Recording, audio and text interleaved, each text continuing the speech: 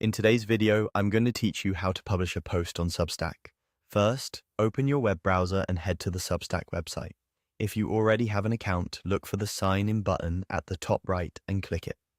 When prompted, type in your email address to access your publication. Substack keeps this process simple, so just use the email linked to your account. Once you're in, find the Create option in the main menu. This is the starting point for anything you publish on Substack. You'll see that Substack supports different formats, like video, podcasts, and live posts. For this walkthrough, we're focusing on a traditional written piece, so choose Article. That opens the editor. Start by giving your post a clear, compelling title, something that tells readers exactly what they're about to get. Then move into the body of the article and begin writing. Keep your paragraphs readable, and consider adding subheadings if your post is longer. The editor supports rich formatting, so you can emphasize key points or add links for context. As you write, remember that clarity and a strong introduction help keep readers engaged through the first few lines. When your draft looks good, click Continue. This brings you to the publishing options. Here you can choose whether to send the post via email to your subscribers.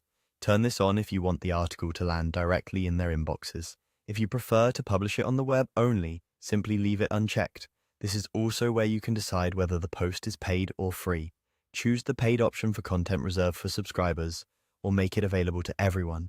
You can also add tags to help with discoverability and keep your archive organized. When you're ready to go live, click Publish Now. Substack will give you one final choice about buttons that appear with your post.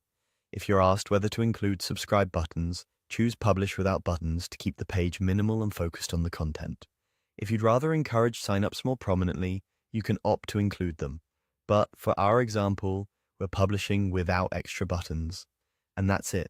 You've successfully published a post on Substack.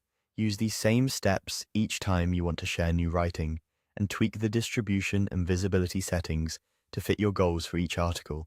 As you keep posting, review how readers respond and refine your titles, intros, and email settings to build a consistent rhythm.